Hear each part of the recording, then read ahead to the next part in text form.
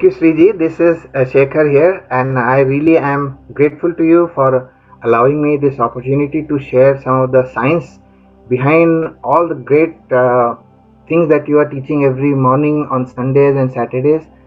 So, today I will be talking about the real power of breath comes from exhalation.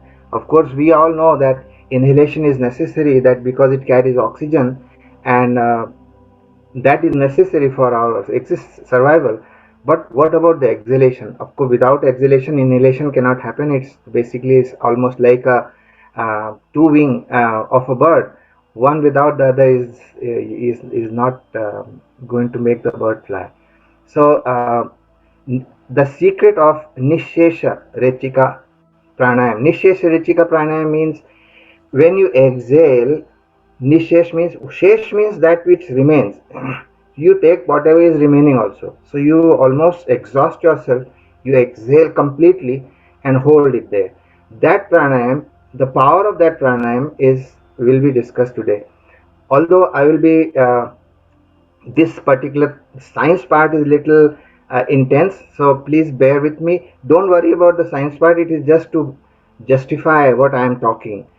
That's all. The real thing is in the final outcome and the meaning that comes out of this presentation. So how many people have heard this statement or read this statement by Swami Vivekananda? He says that arise, awake, and stop not till your goal is reached. And to be very honest with you, I submit to you all before that it was impossible for me to appreciate this sentence because I before Swami Vivekananda says stop not till your goal is reached, and I would stop even before I put a goal out there.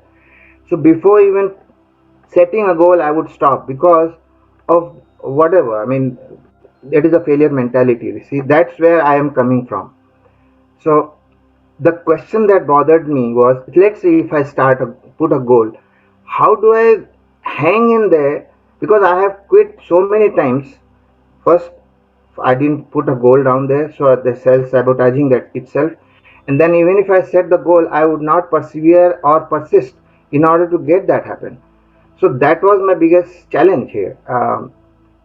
I was working hard, so that was keeping the ball rolling, but there was no fulfillment or of having achieved anything. So that was my biggest challenge. So I think most people will identify with that, and of course not all of them, because most are in the audience are go-getters and very successful people. After this question was bothering me, came my Guruji, Swami Paramahansa Atmanandaji, who is in the center here. This gentleman, he is a neurologist. He was a neurologist by profession, and actually he communicated with me my language because he thought that this fellow is kind of would not get impressed by simple simple teachings. He would not. So I bothered him a lot. I harassed him almost, but he was so kind, so gentle, and he continuously told me. Uh, he initiated me into Kriya Yoga, and he said, practice this. And while we were discussing, he talked to me about the inner strength. And I said, yes, that's exactly what I want to know. I want to know what it takes to persist and persevere. I do not know that. So you please tell me, what is that?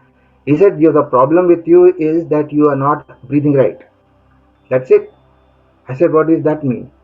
Then there was a box lying down there in his room when he came to Chicago, and he said, why don't you pick that box up? And it was quite loaded. So I tried to pick that box and lifted it. Then he said, okay, keep it there. He asked me, what did you do? What was the process of breathing back at that time? So I said, I breathed deeply and I hold it there, and that's how I could pick it up. I said this is exactly what is required for anything. In order to perform in the exterior world, in the world outside, you will require breathing in and holding it. So all the yogasanas that are normally taught by Sriji or anyone, the one which is backward bending, which means all of them happen to be inhalation, right? And that is exactly the secret of working outside in the world. But I said, okay, that's fine, but what about this exhalation part? So he said that your all the yogasana that are forward bending require deep and total exhalation. And I was wondering, why is he talking about exhalation and inhalation? I said, you asked me this question, right? Arise, awake, and stop not till your goal is reached. What causes persistence and perseverance and goal setting and stick to itiveness, hanging in there till you get it, like till you get the results? You asked this question, right? I said yes. I said the challenge with you is it's almost like you having a Maserati car or a Mercedes Benz with 12 cylinders, and you are only working with one cylinder. The rest 11 cylinders are not connected, or maybe not, they are non-functional or somehow, but you have a fantastic car. The same way is with this body is a Mercedes Benz, better than billion times better than a Mercedes Benz, but you are not using it to the fullest capacity because you are using on one throttle or one cylinder. How will you expect to happen? So that is the reason. You may be working hard. You say, I'm working hard, but you're not smart enough to really extract the best out of this machinery that is the most intricate and most fascinating, most awesome dynamic machinery there exists. So as I told you earlier, while for doing things in the life outside, you will need energy, you will need breathing in and all that. But in order for you to perform to the fullest capacity, you will need to learn what is exhalation. And Sriji has talked about this golden nugget thing, that when he says that you exhale completely 100%, almost like pushing your stomach all the way to the spine, and then hold for 40 seconds. Holding for 40 seconds is a miracle, I tell you what. And that is where the real inner system kicks in. Inner system means from the sympathetic to parasympathetic, total switchover of this system, autonomic nervous system starts. Complete switchover. It is almost like drowning, or like you are not able to, in whenever, suppose if you are drowning in water and you are not able to breathe in anymore, and all it is there is just you somehow tap into the most intricate part of your energy system, and that is exactly how you go berserk and make it like come out of the drowning process alive. So he taught me Mahamudra in Kriya Pranayam. In Kriya Yoga, he initiated me into Kriya Yoga, and he taught me how to do Mahamudra. This is one of the simplest thing. The whole process is a little much more involved than this. So what he did was he showed me how you inhale first and then exhale in this particular position, left in the left leg, and exhale and stay there for 40 seconds, and stay there in that position itself and breathe in. Now you breathe. So what happens is the breathing almost becomes very shallow here, extremely shallow breathing. You cannot breathe deeply here, but only exhalation. And the same thing you do it here. Another one is very powerful one. He said that if you do this, all your chakras, all the chakras are activated in this process by just doing this Mahamudra. And if you stay there, if you breathe in first and exhale completely, after having completely exhaled, stay there 40 seconds. After that, in the same position, keep breathing little bit. You will only do very shallow breathing, like almost up to the uh, this thing. Whereas if you are sitting straight and doing the golden nugget that Sriji talks about, there is, I have found that it's very difficult to not to breathe deeply immediately after that. Somehow the shallow breathing doesn't happen. So over here I found shallow breathing is very effective. But as very rightly pointed out by Sriji, one should not do more than 40 seconds. Very important. I cannot even stress why it is not, why one should not do this for more than 40 seconds at a time. So I'll, because that is an extended exhalation, and it will cause severe hypoxia. Transient hypoxia is good, but severe hypoxia is very deleterious. So how does exhalation and hold or Bahya Kumbhak, this particular exhalation has different names, Nishishik Rechika or Bahya Kumbh or exhalation or whatever you call it. Qigong is in Chinese Shaolin temple, they call it Qigong. It's different, but it's basically exhalation only. So I'd like to talk to you about certain benefits of this Nishchit Rechika pranayam, which is basically intermittent hypoxia, transient hypoxia. This paper from Ayurveda Journal of Research in Ayurveda has been cited the most in this entire field of hypoxia. He was the first person who started this whole concept of hypoxia, intermittent or transient hypoxia in the entire physiological process. And this guy is from Antar Prakash Center for Yoga, Haridwar in Uttarakhand.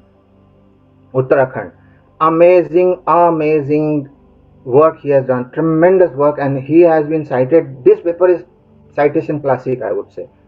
So that when you exhale and hold and don't breathe and stay there for 40 seconds, that causes intermittent hypoxia or transient hypoxia. And transient hypoxia, what it does, it regulates the hematopoietic stem cell niche.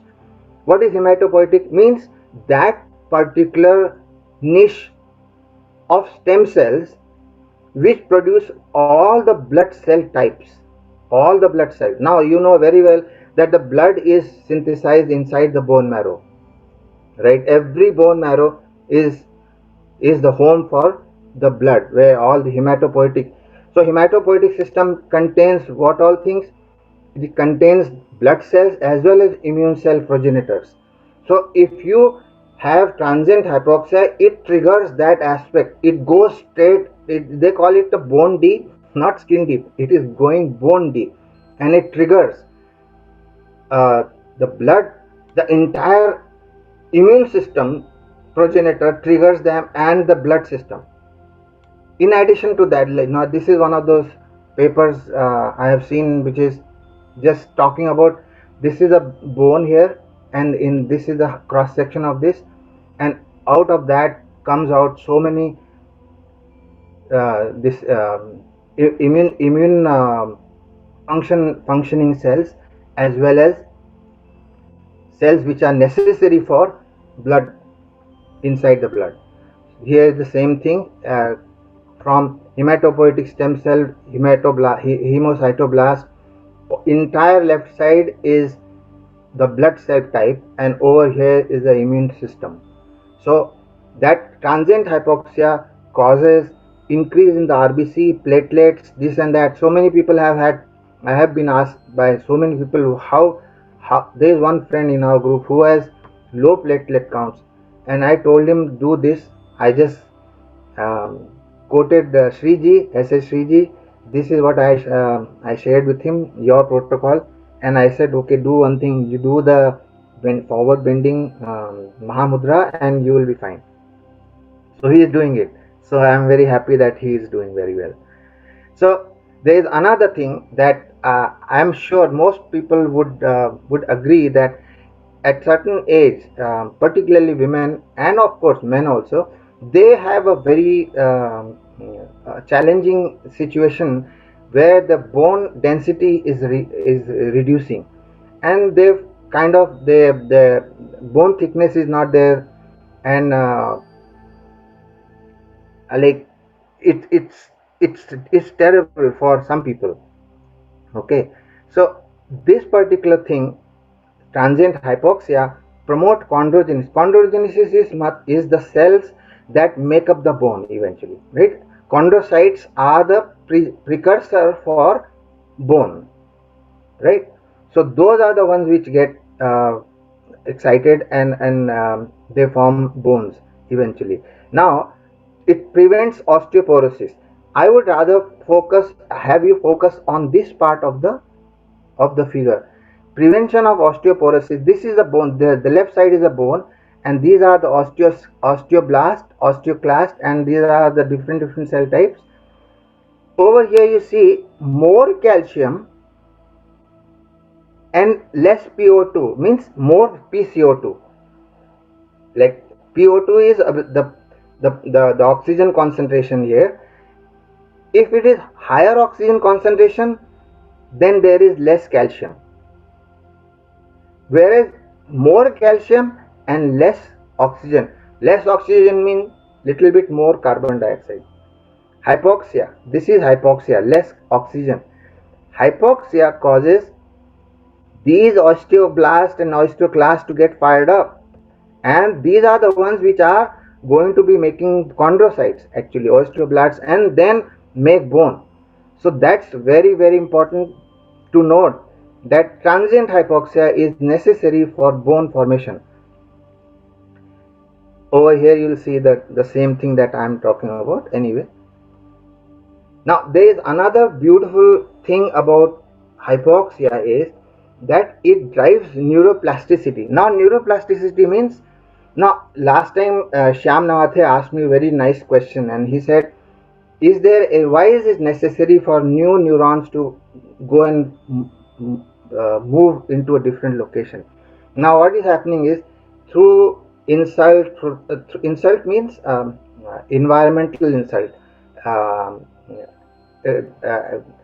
inflammation, and all these pollution and all that, antioxidation, the oxidation going on in the environment.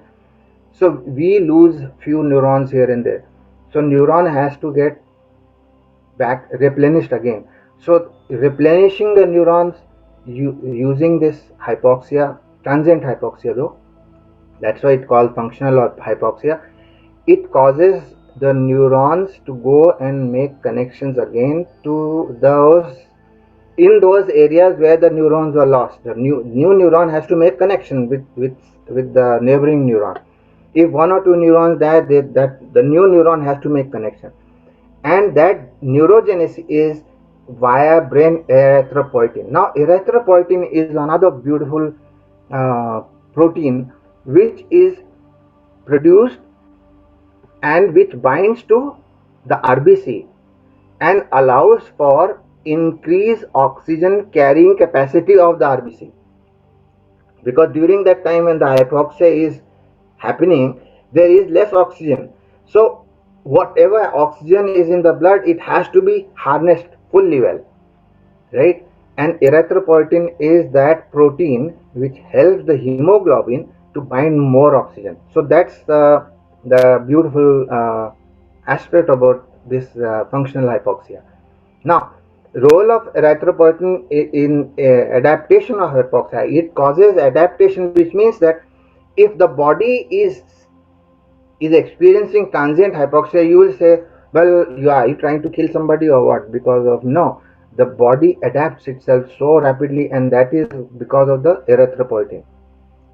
Now most of us have experience on the hills, especially in Himalayas or any higher elevation. You will experience transient hypoxia. Transient hypoxia is very well. Now what happens is, in that situation, erythropoietin will be increased, and if you stay for 1 month or so, your erythropoietin level has gone substantially high. When you come back again into the plains, you will have a very high blood carrying oxygen carrying capacity in your blood, and that is exactly most of the athletes do this. They do go into Denver, Colorado, and hang in there for about a month, or even Alps or something like that, and come back into the plane just before the game. And that's the beauty of this concept. Anyway, so the neural crest cells are the first site for synthesis of this erythropoietin.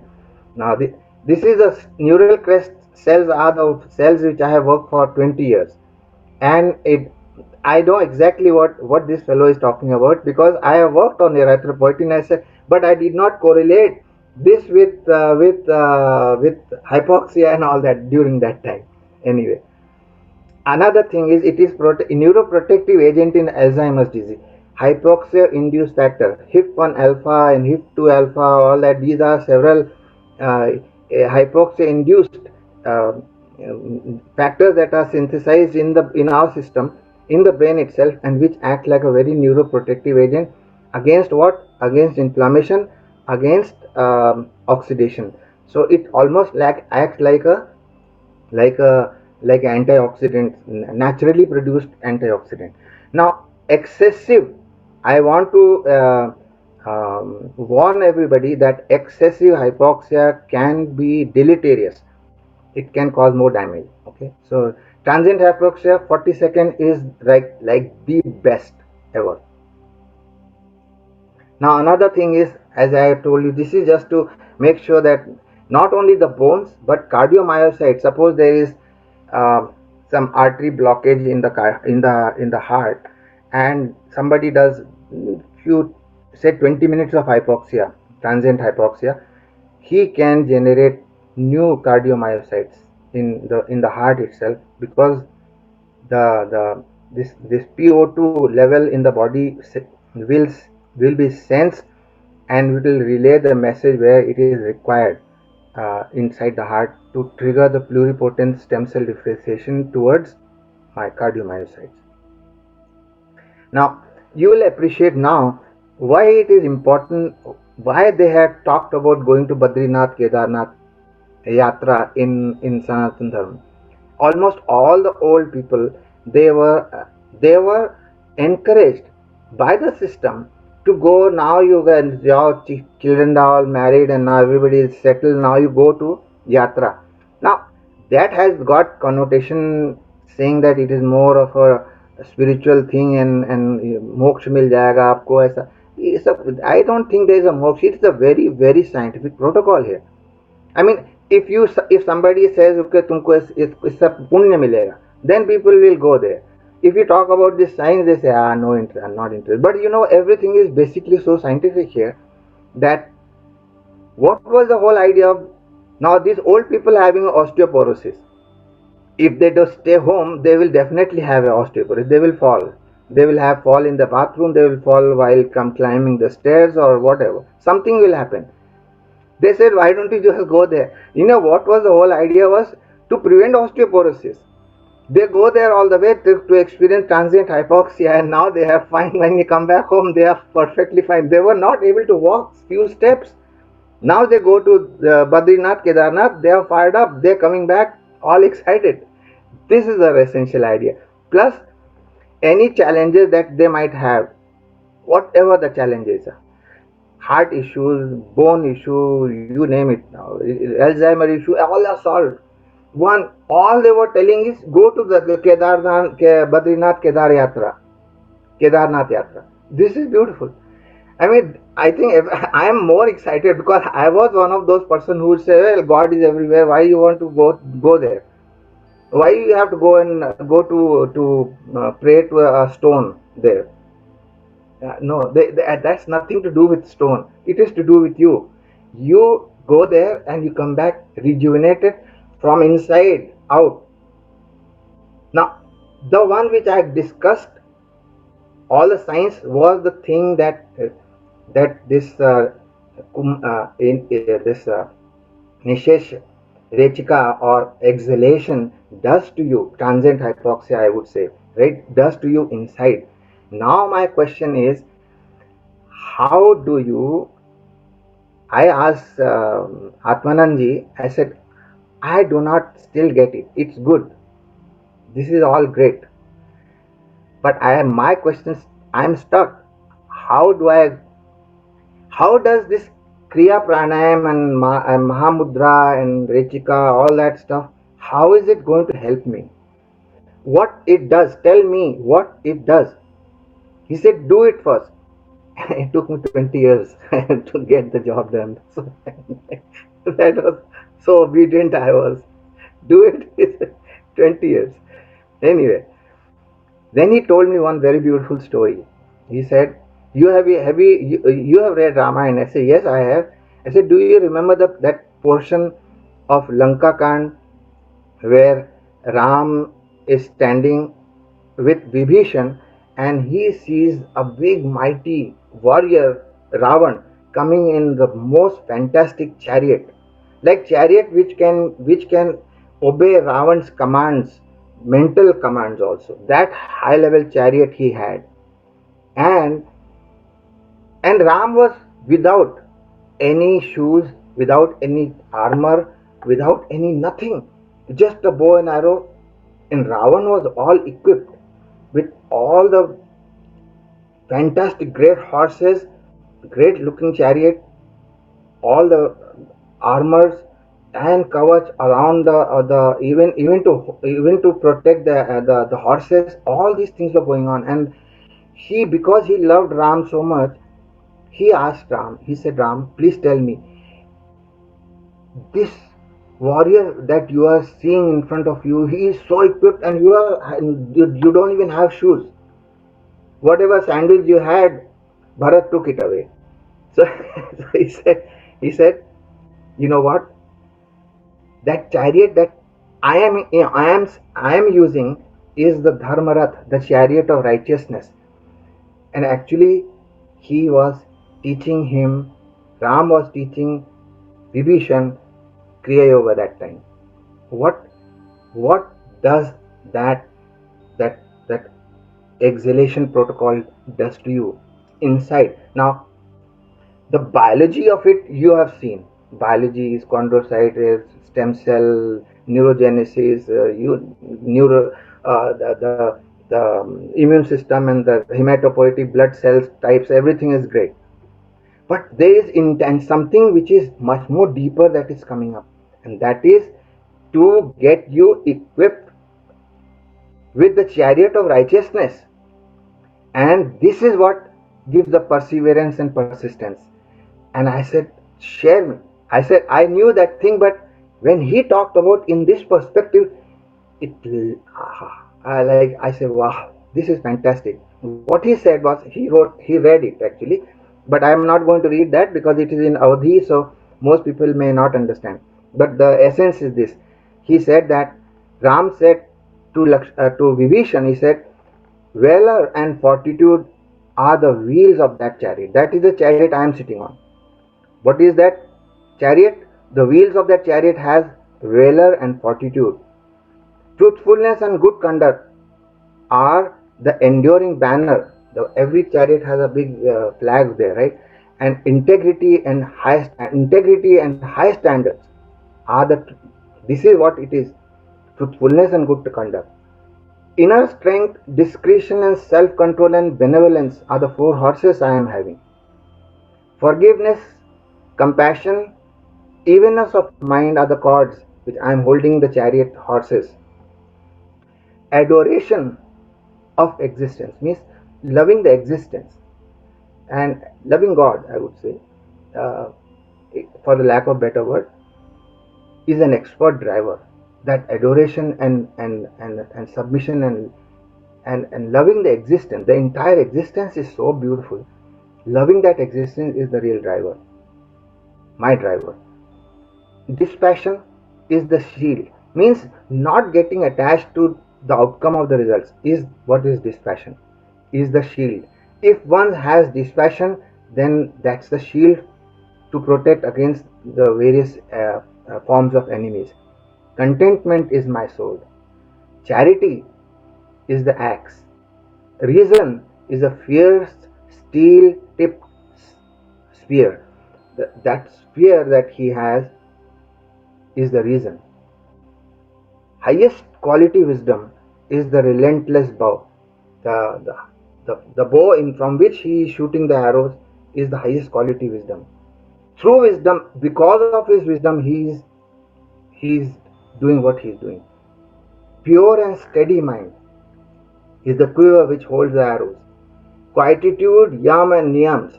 Now he is bringing in this Yoga Sutra here, beautiful. Are the arrows actually.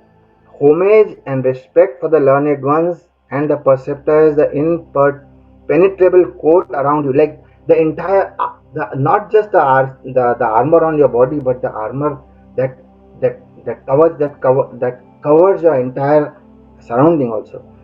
This is the horse I am. This is the chariot I am on. There is no other equipment for victory as efficacious as this one.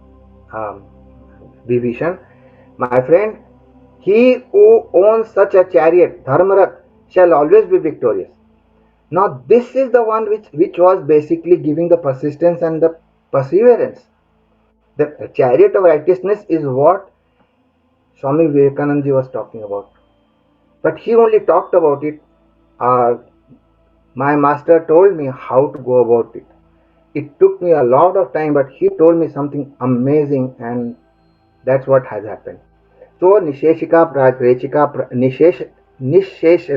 Pranayam, as in Golden Nugget, or in forward bending yogasans and the Kriya such as the Mahamudra, in addition to the inner body benefits, gives one all the qualities of Dharmarath.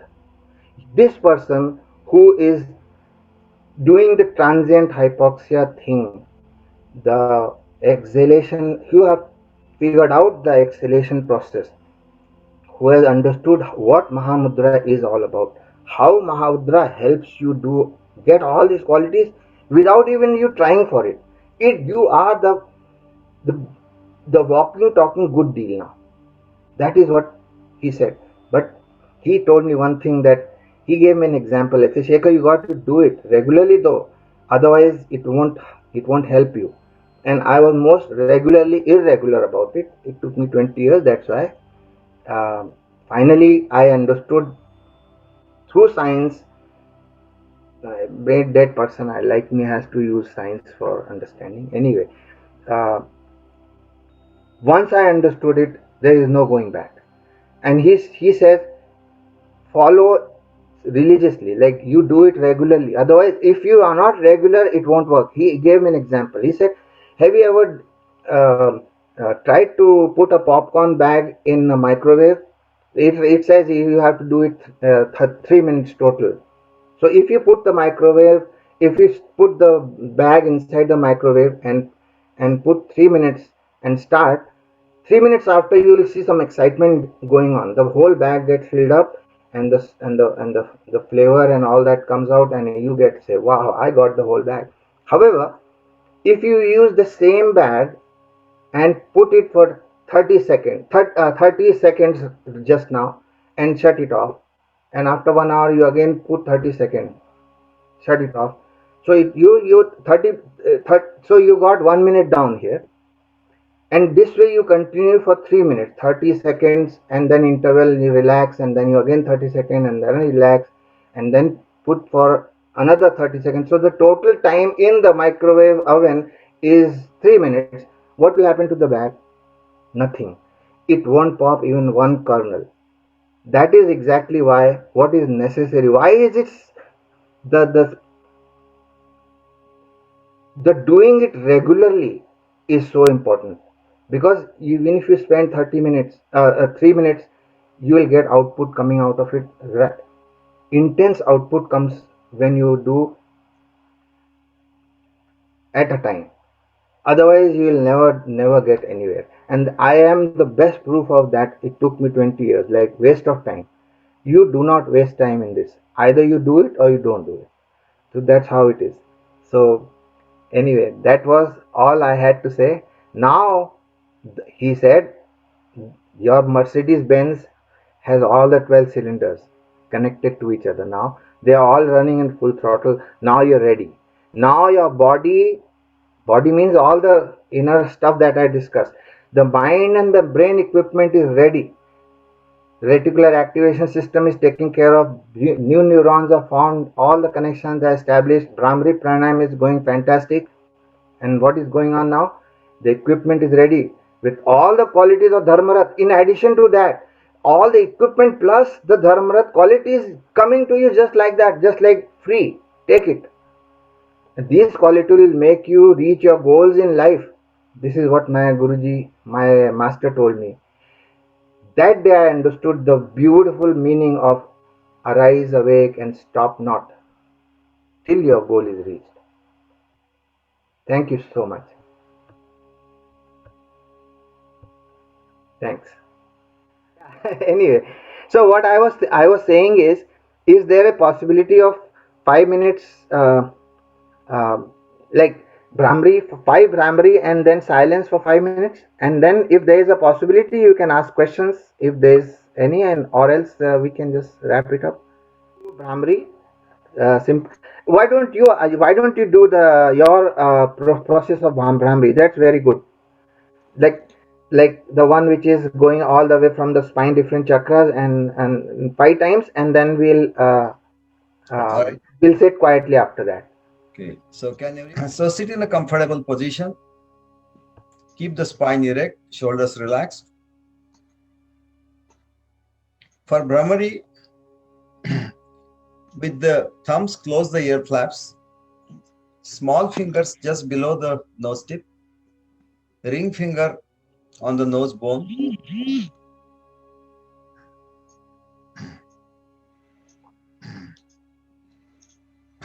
And then the middle finger on your eye slightly, and then the index finger just above the eyebrows.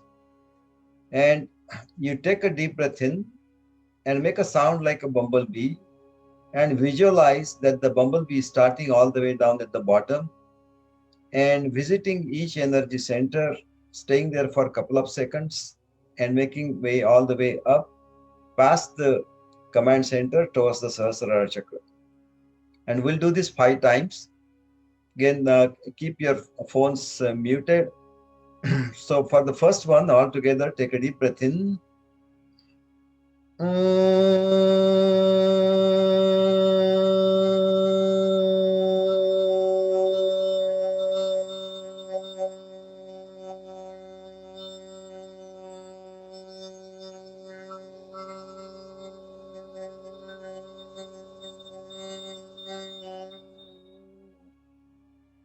Again, take a deep breath in.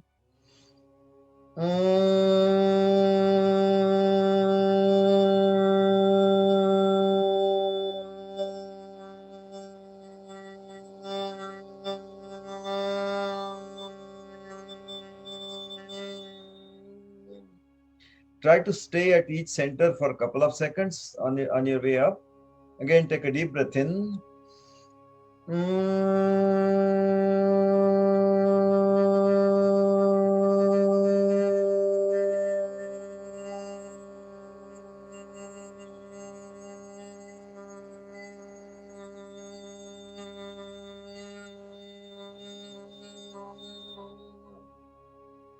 Again, take a deep breath in.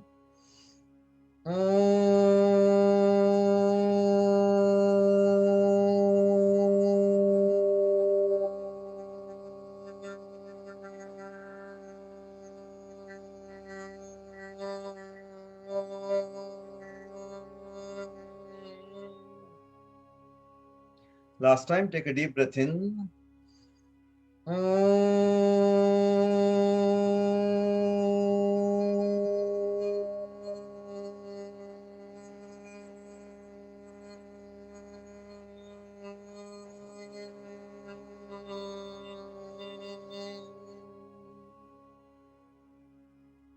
Hands on the knees. And keep the spine erect. Observe your breath.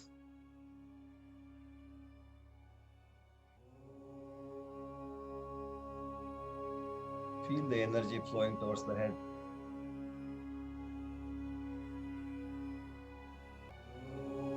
We'll stay here for 5 minutes.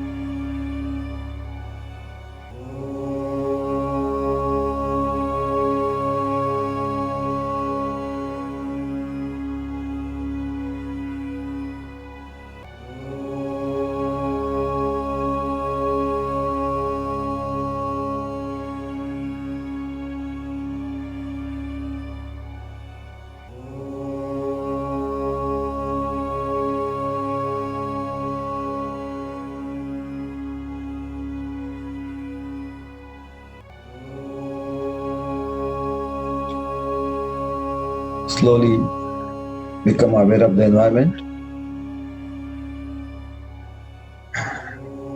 Rub your palms together.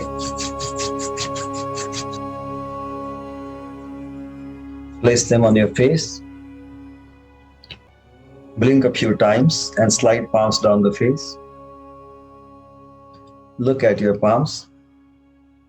Namaste. So Shekhar, you can unmute yourself, and if there are any questions, you can. Thank you. How many times is required for these cells to form bone and prevent osteoporosis? Actually, if it is a continuous process, if you trigger it, if you if like 40-second trigger, 40-second is the best time, best trigger.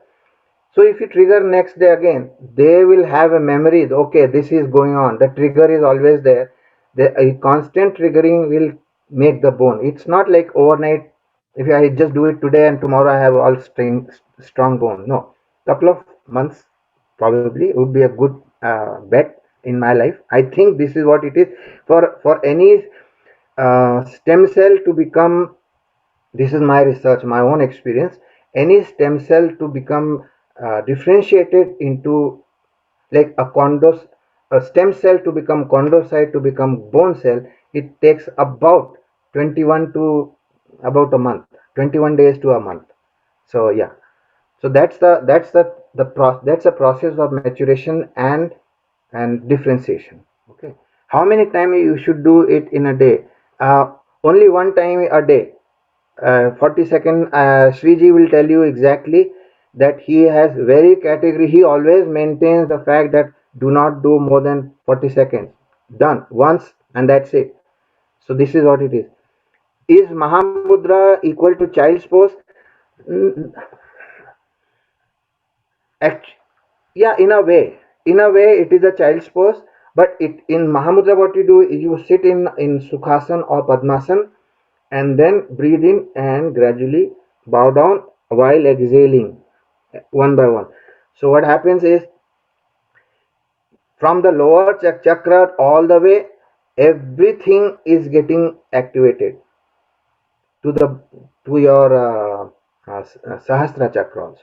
The and when you exhale completely, stay there and stay there for how long? 40 seconds.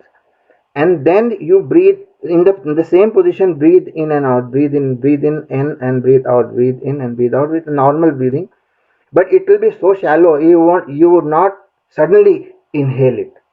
Like, that's the biggest challenge. The sudden inhalation can cause rupture inside the, and that is one of the uh, dangers of, I would say, precaution. I should not danger. Precautions should be taken that you should not suddenly inhale, because what is happening is instant inhalation, because the arteries are all, you will not be able to hold that much pressure.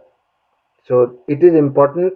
The alveoli may not be able to hold that pressure, so that rupture might happen. So that's why this Mahamudra has a very gentle process of, after the exhalation and staying there for 40 seconds, it you can stay in the same pose and still breathe normally. And when you get up gradually, you will start to inhale in easy inhalation, and that is how it is. Janu Shirsasana, yes. Mahamudra is Janu Shirsasana. I meant to say, can we see the Mahamudra? You want to see the slide again? Is that what it is? Can you show us the demo? What I would do is, Sriji, why don't you show the demo? Because I'm sitting on a chair and you could do that very well. Okay. So Yeah. either Sukhasan or lotus pose. Okay. And you can just interlace fingers behind the back. Take a deep breath in. Slowly as you exhale, go forward. Keep on exhaling.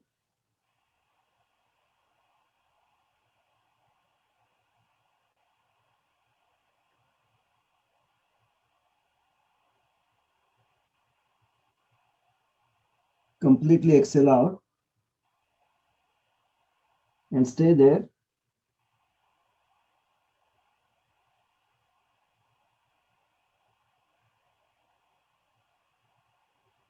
Stay for 40 seconds. And then shallow breathing.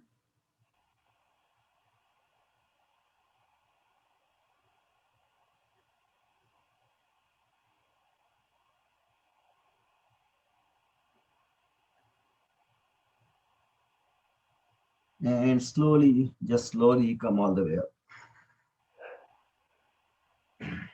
Okay. Just only one time you have to do, not more than that. Does it give the same benefits in Ustrasana posture instead? Ustrasana is inhaling. Most of the time, Ustrasana is inhaling. Here, this is exhaling. Okay. So, Anjali ji, I think you got the answer. Okay, thank you. In the process of transient hypoxia, the same as when we do the Nadi Shodhanam, pause between inhalations. No, transient well, that also has like 10-second or 20-second hypoxia. That's also there. But here, what we are doing is we are exhaling it out completely first, and then holding for 40 seconds. That's the difference.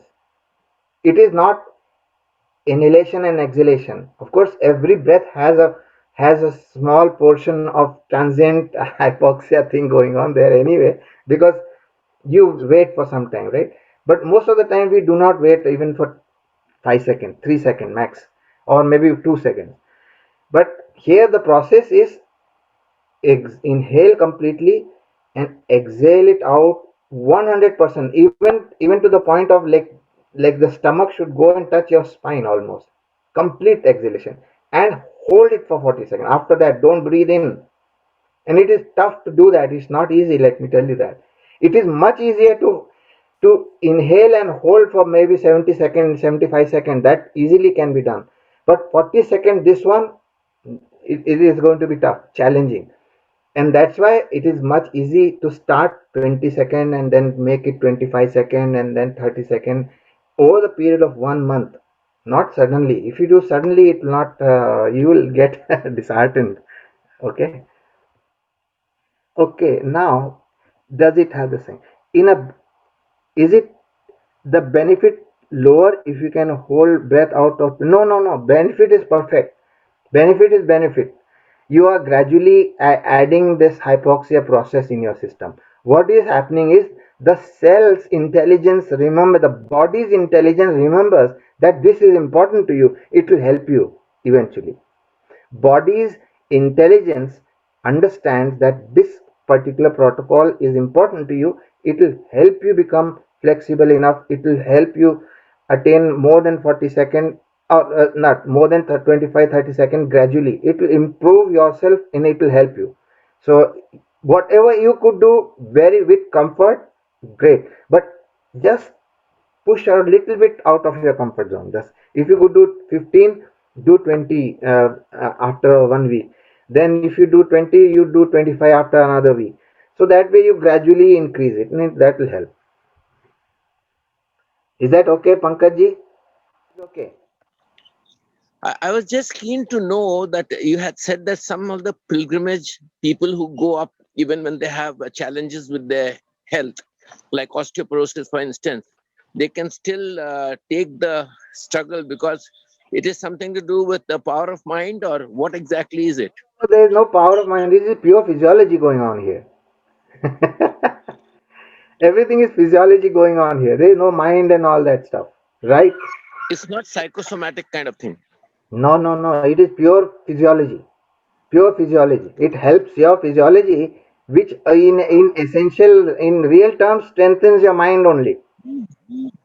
And it's a feedback. Okay. Mind strengthening the body, body strengthening the mind, and things like that. And physiology helps you do that. Yes, yes. Basically, it is a knowledge that people probably don't have, but they take the plunge in good faith and they complete the whole thing Yeah, in yeah. the good faith itself, and I've seen people. afterwards their life improves Yes, yes. Life improves much better, for betterment actually. They don't have pain in the body. because They they don't have just this. huh. Yeah, they don't have any challenges after that. I have seen so many people come back after the thing, and they have no challenges after that. They were having challenges before, but now it is perfectly fine. big U-turn their life takes, I Yes, think, because of that. sudden U-turn happens. Yes, That's so and amazing and that's awesome. why the rishis of the past in our in Bharat, they have been saying, "Go do it." And then the people like logical idiots like me will say, "Well, what is the use of doing? God is everywhere.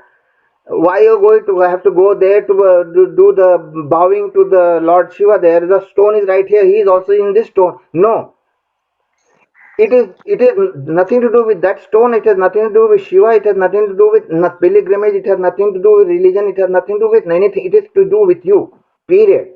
And that's it. To improve your life is all the goal of the rishis was.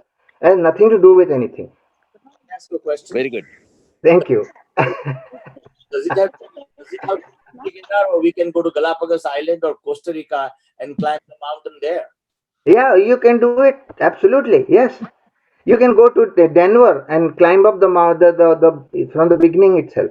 The high altitude which helps. High altitude is important. Yes. High altitude above sea level. which causes, like in Denver, if you go there, the first day you will feel dizzy, little bit dizzy. What is that? It is hypoxia going on. That's fine. Yeah. Very good. Thank you. Thank you so much.